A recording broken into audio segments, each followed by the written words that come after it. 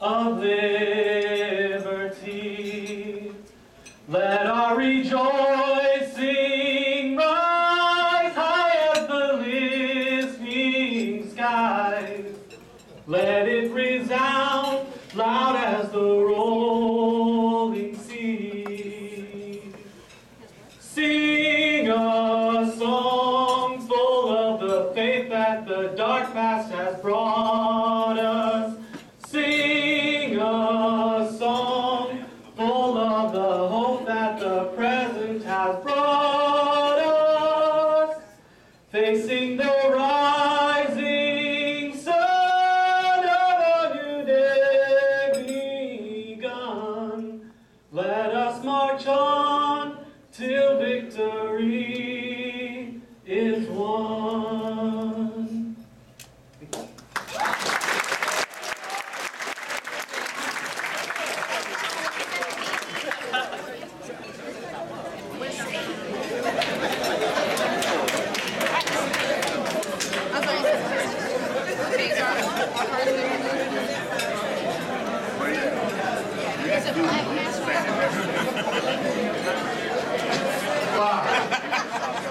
Thank you very much, Petty Officer Maddox, for sharing your wonderful voice.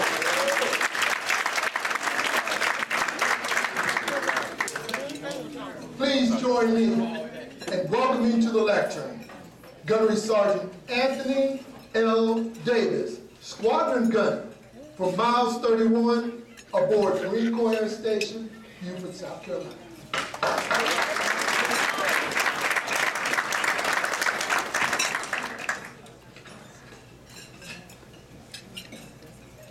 Good afternoon, ladies and gentlemen. My name is Gunnery Sergeant Davis. It is quite an honor when the question came out, who should introduce the speaker of the hour? Some names were thrown up, and I felt like a kindergarten student with a question that I knew the answer to. My hand went up in the air, and all I could say is me, me, me, me, me, me. Who do you need? Me, me, me, me, me. I want to do it. When Gunnery Sergeant brought it out, I said, I don't care who else you have, who I have to take out. I am a black belt in MAC, who I have to take out, but I would like to be the introducer of the speaker. Now you have in your program his bio. That is what I was supposed to read to you. But you all can read, we've all made it this far, so what I'm going to do is I'm going to tell you the reason why I wanted to be the introducer of the speaker. First and foremost, it's very hard to find someone that you meet for the first time that you just want to emulate from the first meeting. There are sergeants majors all over that set great examples. But from the first time checking in to MCAS Beaufort, Sergeant Major Farr set an awesome example. When I said, Sergeant Major, I want to be the Squadron Gunnery Sergeant when I check in. He said, good. Can you show up July the 1st? And I said, no, Sergeant Major. I can only get here in August. He said, oh, well, you can't be my good Squadron Gunnery Sergeant. I said, good to go, Sergeant Major. But when I checked in, watching him day by day, he has shown me a leader that I wanted to emulate in my path to be a Sergeant Major. So there are many among us, but there is one who has set an example for me to follow. I look to emulate you, Sergeant Major, and I look to be a Sergeant Major of your caliber. And we have Sergeant Major in 2004. A lot of you don't know, it's not in your bio, but he is one of 2 African-American bagpipe players. One of the only ones to actually play on the battlefield in Fallujah. So not only do you have what you have in your bio, but there's a little bit something that you can take with you about Sergeant Major Dwayne W. Farr. So join me, ladies and gentlemen, in welcoming our speaker for the hour, Sergeant Major Dwayne W. Farr.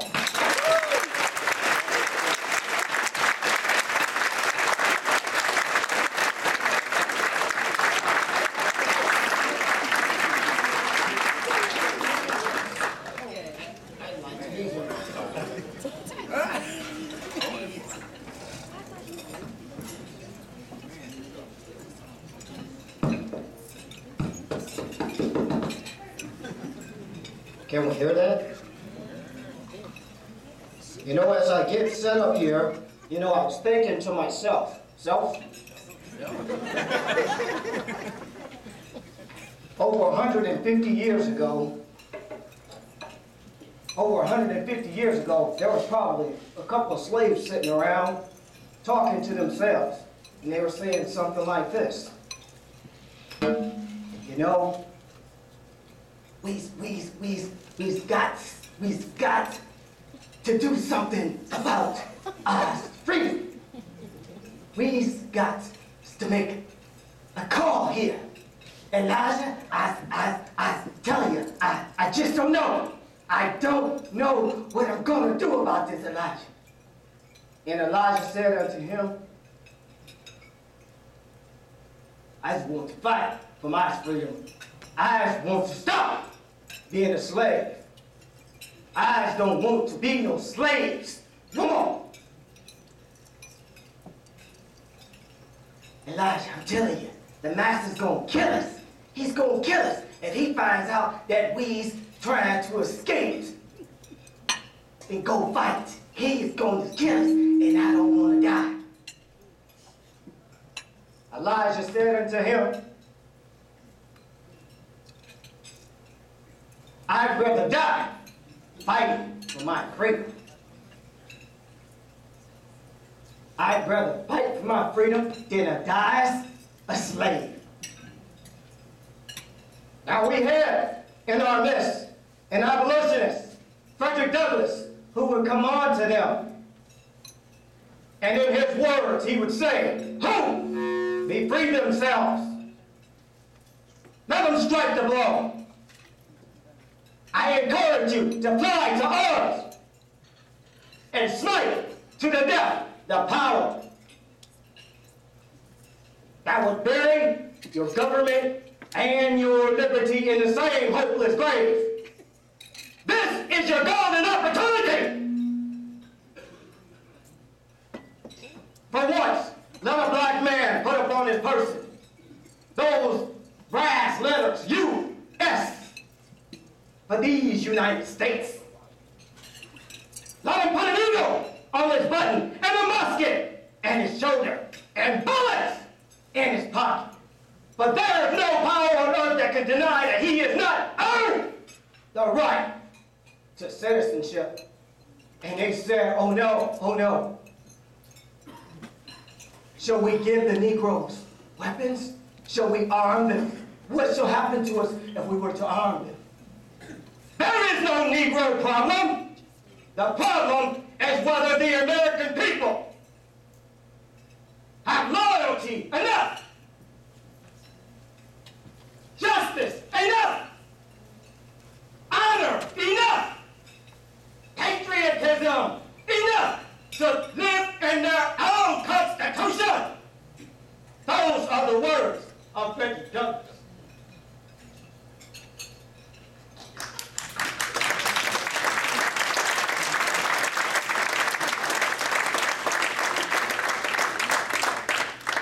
I'm sorry I got caught in the moment. Is that all right? That's all right. On behalf of the Commanding General for Marine Corps Recruit Depot and Eastern Recruiting Region, the Commanding Officer, Marine Corps Air Station Beaufort, and the Commanding Officer of our Naval Hospital, welcome to the Tri-Command Luncheon. I'm Sergeant Major Farr, and I will be sharing a couple of reflections with you today. Is that okay? Is that okay? Now, I got a couple of rules I'll have to tell you about. One of my rules is, if I say something like, say it ain't so, you're going to say, it's so. Let's try that. Say it ain't so. It's so. Oh, there we go. There we go. I'm starting to feel it now. Okay, here's the next one. If I say it to myself. Self. Oh, some of y'all know me. Oh, that's not right. I think they set me up here. I'd also like to say welcome and thank you to our commanding officers. I have the RTR commanding officer. I have the HNS battalion commanding officer here. And I will tell you, commanding officers and sergeants major and your master gunner sergeants, I appreciate you affording your Marines the opportunity to come out today. I also want to recognize our Mumford Boy Marines that are here in the audience. Give them a hand.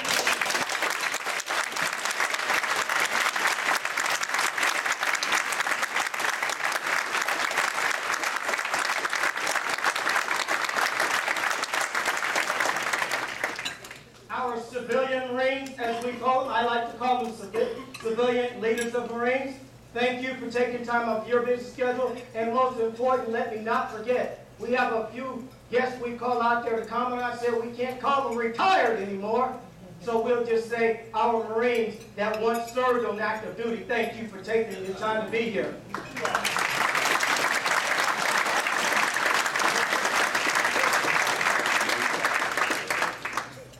You know, we mentioned earlier that in 1926, Dr. Woodson had established the Negro Week. You know, when I was practicing up for this, somebody asked me, they said, "Hey, Sergeant Major, how come we only have 1 month?" And they didn't realize in 1926 we only had one. Well, it's 1 week. Hello. Say it ain't so. He realized the importance of providing a theme to focus on the attention of the public. Now, the attention was never to dictate or limit the exploration of the black experience, but it was to bring to public's attention the importance of the development of our merits and our emphasis. Now, also, just about a quarter of a century ago, we had something else happen. What was that? Martin Luther King Day. Anybody heard of that before? Anybody heard about Have a Dream? Amen. Well, there's another one. We have these that are there for us. Over the years, the things reflect changes in how people of the African American descent in the United States have viewed themselves and influenced the social movement. Now, I'd like to ask the question of you all here. How many of you are from the West? Raise your hand. Okay, how about my Midwest? Midwest, where you at? Okay, and then how about my Northeast, and my East, and my South? Now, hold up, somebody raise their hand.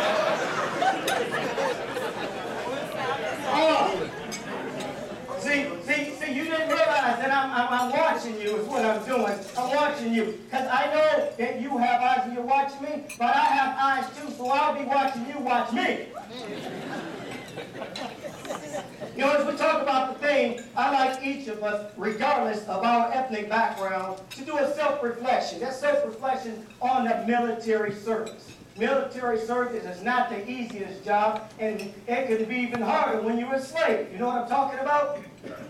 In honor of the efforts of the African American descent to destroy slavery, we needed this to happen. Does that make sense to us? We needed this to happen. You know, like the story I was saying with Elijah and his partner. That story could have taken place anywhere. In Beaufort, in Charleston. It could have taken place anywhere. And it did. In 1861, the United States stood on the brink of the Civil War. The people of African American descent, both enslaved and free persons, watched with an eye. They watched with a watchful eye from the north and from the south. And they were hoping that it would bring about Jubilee. Anybody know what Jubilee is? The destruction of slavery.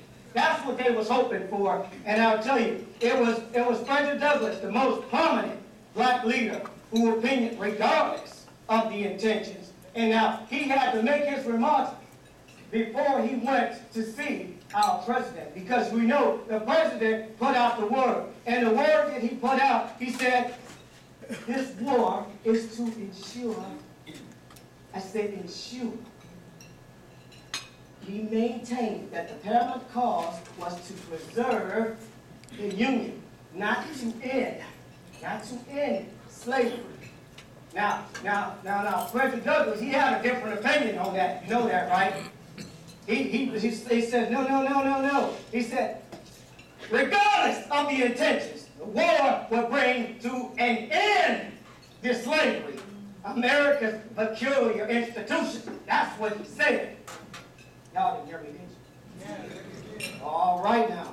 Now, Lincoln, his administration, they wrestled with the idea of authorizing the recruitment of black troops because they were concerned such a move would prompt the border states to secede. And we don't want them to secede, now do we?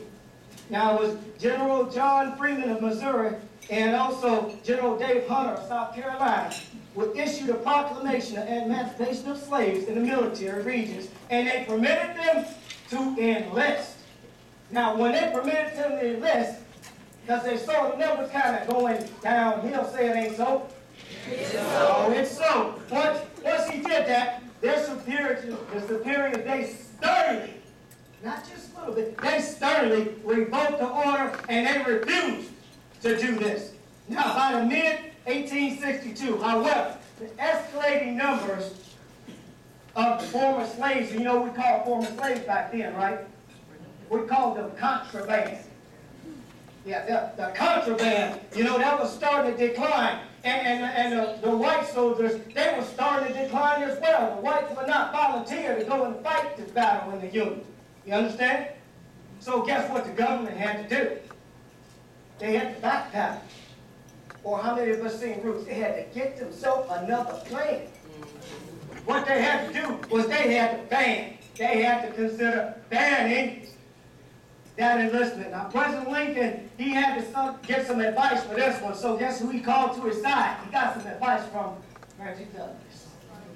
Now, he invited him to the White House. Can you believe that? The year of 1862, the President of the United States is inviting a black man to his house. Say it ain't so.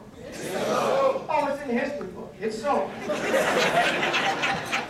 Apparently, the two men, they got together, and there was an immediate understanding. There was an immediate understanding. And Douglas left the meeting with the president, and he says, you know, got to punch up his shoulders, say, I got this. I'm all over this. And he saw that he could help. Frederick Douglass saw the Civil War as an inevitable consequence and an inhumanity of the man. It was necessary, and this event was necessary. So he took it back. He immediately went back to his slaves, and he participated, and he let them know, this is your opportunity. This is your opportunity to go and fight for your right to be a citizen. Now, he had to get some help, and he got alongside of him. He got George Luther. You know, George Luther was one of the original ones from the John Brown Act. We've heard of that before, have we not? And now George Luther was a major. He was a major in the United States Army at this time, in the Union Army. He immediately turned to Douglass and said, we need you to help us. We need you to help us to recruit our colored troops. And he encouraged Frederick Douglass to help him. Now, Frederick Douglass, he had this newspaper, believe it or not. It was called the Douglass Monthly. And he issued it. And he issued out the challenge, men of color to arms.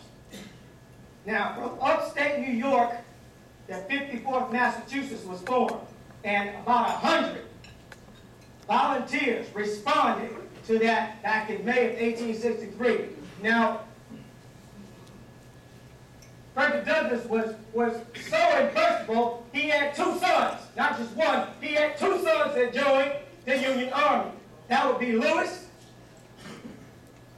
and Lewis and Clark.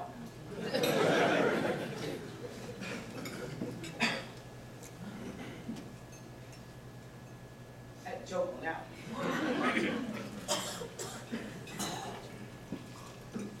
That would be Lewis and Charles. Now Lewis, well, the older son, he would serve as one of the first black sergeant majors in the United States Army of the 54th. Now, you know the 54th was the one that was probably the one that we got all our Medal of Honors. I'll be talking about that just real quick. But military history says that African Americans in the American Civil War marked by that time, because that's when, in 1863, we started counting. Before, it didn't count. That's when we started counting who we had, how many we had. The number totaled to some 186,000, with 7,000 of them which would be officers, and the other 178,000 would be enlisted. You know, that's close to the amount of Marines we got on active duty, right? Can you imagine the entire size of the Marine Corps of being African American, with the majority of them being slaves? The War Department issued the Order of 143 on May 22nd of 1863, which created the United States Controlled Troops. That was when we put those colored troops all together and they controlled. 179 would join at that time, and that would be 10% of the Union's army. Now, we know the widely known battle, that battle at Fort Wagner, out in South Carolina. Anybody ever heard of that place? The 54th Massachusetts would fight, and they would fight a fortified Confederate army, 515,000 strong. And they only lost when it came down to the part where it was hand-to-hand combat, because they weren't well trained. They had the musket in their shoulder, and they had bullets in their pocket. They can shoot them, but they couldn't beat them with the weapons. And so that was the only thing. Now I'll tell you, there's no record of Marines or black Marines serving during the 19th century. Because what they told the recruiters of the Marines, they said, you can go out and you can allow them to help you recruit, but you will not enlist them. So there might be some running around out there in uniform, which I ran into 2 pictures of them out there as I did my research for this. But there's no known Marines that were serving at that time. By the way, the Marine Corps was only about 5,000 strong. Say it ain't so. It's so. Oh, it's very so. The history book told me so. Now, Medal of Honor. You know, we could not pass without talking about the Medal of Honor. You know, there were 25 Medal of Honors awarded to the Negroes. Now, of the 25 that were awarded, 7 would be awarded to the Navy, 15 to the Army, and we had a couple of other Army troops out there which received an additional 3. Our first to ever be recognized was William Harvey Kearny. Now, he was the first African American that performed the actual actions to receive the Medal of Honor.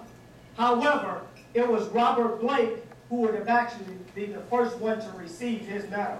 Robert Blake received his in 1864. I know one of y'all will come back and say, if I gave the wrong date, you'll check me on it, right? Amen.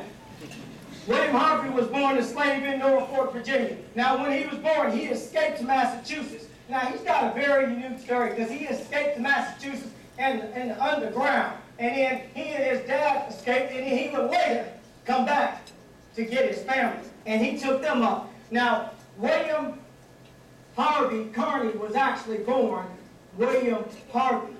And he would meet a white William Kearny in Massachusetts. And he couldn't join with his slave name, so he took on the white Kearnys. That made him William Harvey Kearny. You know what's unique about that is because he got the opportunity to fight.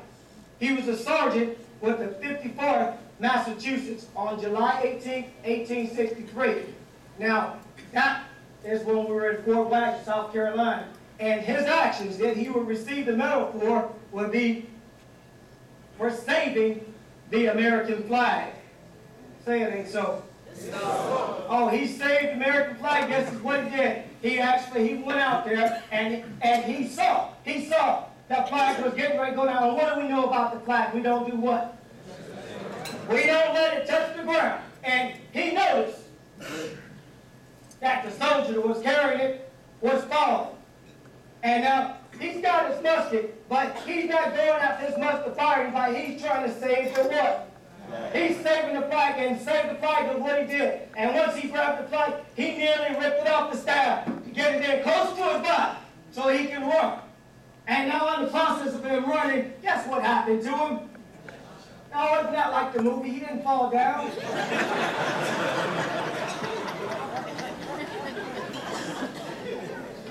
That's Halloween. That's different movie.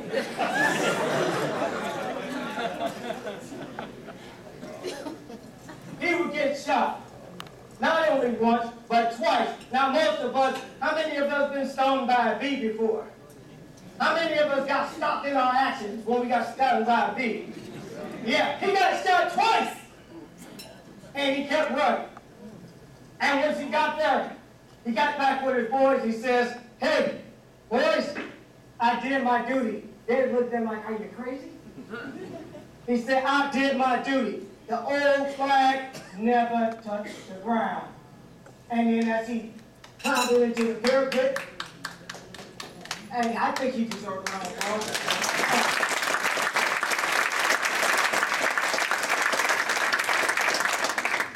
Now, as he plowed it into the ground, that's what he told his boys. Now, this is the unique thing about, not only was he recognized for it, he didn't get recognized for it until the year of 1900. On May 23rd of 1900, 37 years after the fact, is when he got awarded his Medal of Honor. And the way he got it was he was out speaking. He was a patriotic speaker. And he would go out and he would talk. And somebody was sitting in the audience and they said to themselves, "Self? I think there's some truth to what he's saying. I believe that is true. I've heard that story." And they researched it and they found out he was telling the truth. So he would be awarded the Medal of Honor 37 years after. Now, more than half such awards for our Civil War were presented 20 or more years later and after the fact. In fact, it was not uncommon for that to happen. There was one case, Andrew Jackson Smith. Now, Andrew Jackson Smith was born the son of how did they say, my baby's daddy?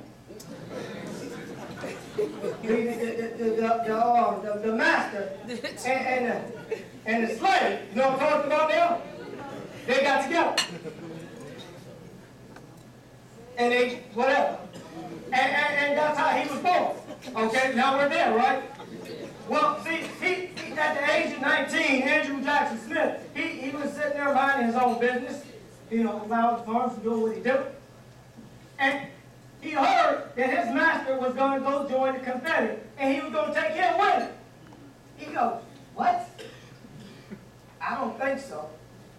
Now, I guess he probably said something that he probably a little more dramatic, but what he did was he and a fellow slave, they decided they were going to go ahead and they're going to make a run for the border. And that's exactly what they did. They walked about 25 miles through the rain, through the weather, and ended up in Kentucky. And once they got there, they joined the Union.